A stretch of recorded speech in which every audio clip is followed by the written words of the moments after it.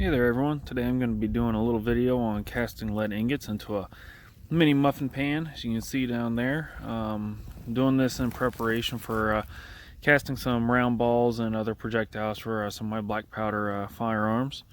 What you're going to need is obviously a heat source. This is my MSR Whisperlight International from back in my Boy Scout and backpacking days. Hasn't seen much use recently, but I figured I'd get it out at least for this. It does a good job, produces a lot of heat, and the nice thing is it also burns pretty much any liquid fuel. All you have to do is swap out a jet and you can burn anything from diesel, gasoline, fuel oil, kerosene, jet fuel. It's a really versatile stove.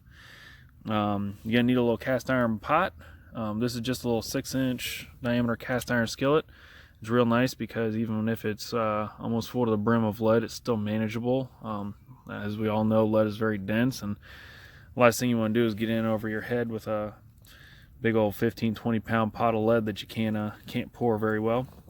Gonna need a spoon for pulling off your dross and all the other impurities and scrap that comes in lead.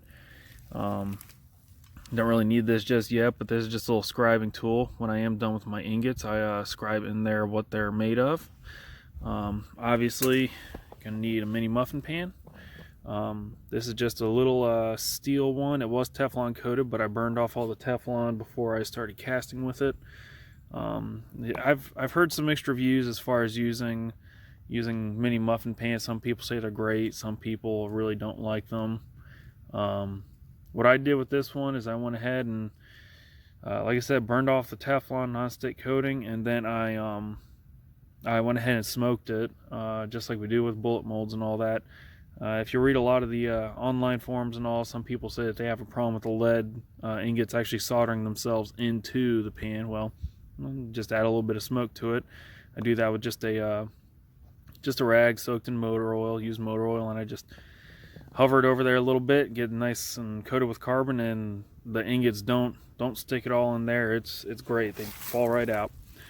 Obviously you're gonna need some gloves. These are kind of halfway in between welder's gloves and just regular work gloves. They are lined, but it's pretty thin.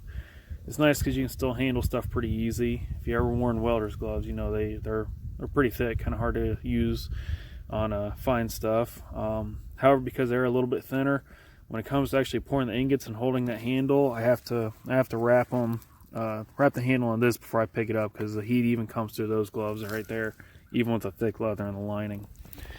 And finally, you're gonna need some lead. This is 2 big chunks of melted down wheel weights. It's nice and dirty still, as you can see. I made the mistake of thinking I could process some lead in an old metal coffee can, and I ended up putting too much in there and got to the point where I couldn't pour it out. So I just had to let it solidify in the can, and as you can see by all the hammer dents, I had to beat it out of there. So I strongly recommend against using coffee cans for anything hot, especially lead. So with that said, I'm gonna go ahead and get this little stove started and see if we can't get to melting down some lead.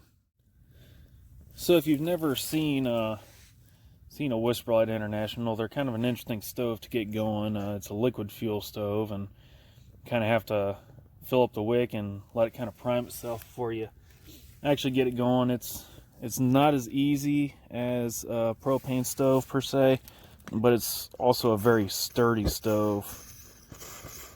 I don't really like the stoves that use a single propane bottle and it sits on the very top, because obviously once that lead gets going and all, the last thing you want is to have a real top heavy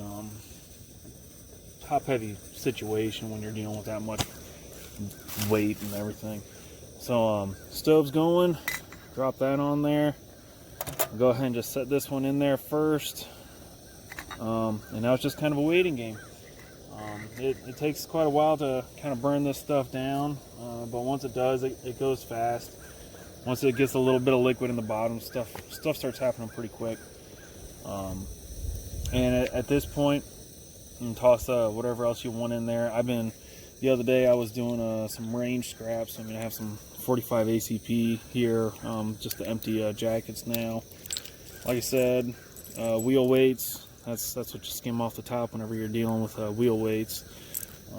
But as of right now, this is just a semi-processed wheel weight lead. So we're just gonna let that melt down, and I'll bring it back when we get ready for the next step. All right, so it's probably been about 10 minutes or so. Usually goes a little bit quicker if you're just dealing with simply wheel weights or range scrap, but this big hunk of lead is kind of slow to get heated up. As always, a note on safety. You can never be too safe when dealing with anything like this. Obviously toxic metals and extreme heat and everything. Obviously gloves, you just need them when you're dealing with hot stuff like this. Eyeglasses, if you're in an area that's not very well ventilated, some sort of respirator. Anything helps, even just a face mask. I'm out here. It's a little bit breezy today, which may not be great for sound quality, but it's nice because it also gives me an opportunity to stay upwind of what I'm doing. As you can see, we got some smoke coming off of there. That's from the wheel weights I threw in there. Don't want to breathe any of that stuff. It's never good, but it's just one of those things you have to think about. So as this kind of gets going, I just poke around a little bit, see what all's going on. This big chunk's finally starting to melt up a little bit. Toss some wheel weights in there just so you can kind of see what all this lead is coming from. But we'll just keep on letting it melt down, and I'll bring it back when we're ready. So right now you can kind of see that whole block has kind of melted away, and there's still a little bit of it. Nope, it's gone now. So now you're just kind of left with all the trash and garbage and all that comes with whatever kind of lead that you're melting, and it floats on top because all the steel and dirt and all is obviously less dense than lead. So to start getting that stuff out, what you want to do is you want to make sure your spoon is up to temperature to keep the lead from sticking to it as you're skimming off the trash. So you just go ahead and stick it in there, and you'll be able to kind of watch as the lead turns shiny and then melts off the spoon. And once you reach that point, then your spoon is nice and hot and the lead doesn't stick to it anymore. So go ahead and get that stuff off. Just kind of scrape it off to the corner, tap it around a little bit, get as much of the actual lead off the clips or bullet casings or whatever as you can. And you just kind of want to run it up against the side, drain it for a little bit. And this is where it comes in handy, having a nice hot spoon, waste as little as possible. And I just tap it over there on the side of my little stump here. Just get rid of all that stuff right there. Now the next step that a lot of people do, and I do it to some degree, is fluxing. And it helps reduce the oxidation of the tin and everything in there. As the lead and all the other metals in the alloy get hot, the oxidation potential goes up greatly. And from everything I've read, tin is the first metal to oxidize out of there. So if you're casting for anything but black powder, now would be a good time to flux it with beeswax or paraffin or whatever you have. I let it skin over a couple times, just because, seeing as I am working with black powder bullets here, I would honestly like to have as little tin in there as possible. I want a real soft alloy here. Honestly, I don't want an alloy at all. I'd like to have pure lead, but sometimes you just can't get that. So just let it skin over a little bit, and I go ahead and just scrape off the top a little bit. Turn down my stove a little bit too much and heat up just a hair. Just go ahead and keep skimming off all the crud that you don't want, all the dross. That's just all dirt and byproducts of the melted paint and everything from the wheel weights. All stuff that you don't want in your actual ingots, or let alone molds or casting pots. So, like I said, I'm fine letting some of the tin oxidize out of here. Keep it nice and soft. But I do toss a little bit of beeswax in there after a little while, just to try and bring out any other dirt or anything like that. Just keep gathering that skin off the top here.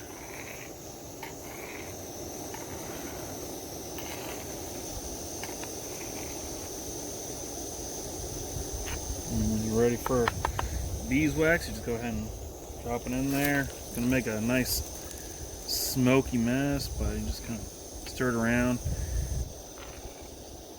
You can actually light it on fire and it'll make the smoke go away, but sometimes the stove will do that for you anyhow.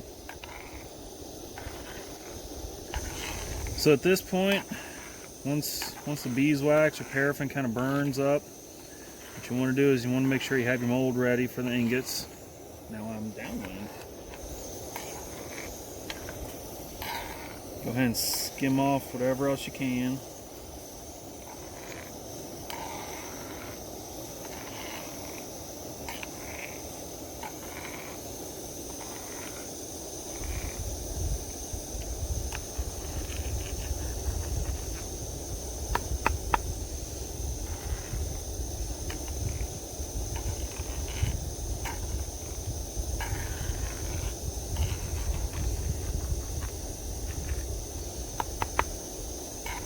Just want a nice shiny mirror-like finish on top of your lid.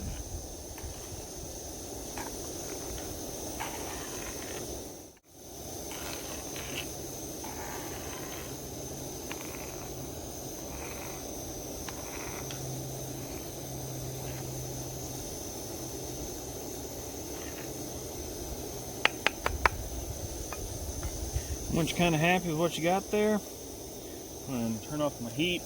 Don't really need any more at this point. The cast iron holds plenty. Like I said, I go ahead and wrap the handle with another piece of leather because this thing is mighty hot. Move my stove out of the way. Grab my little pan here. And now it just comes down to carefully pouring your little ingots.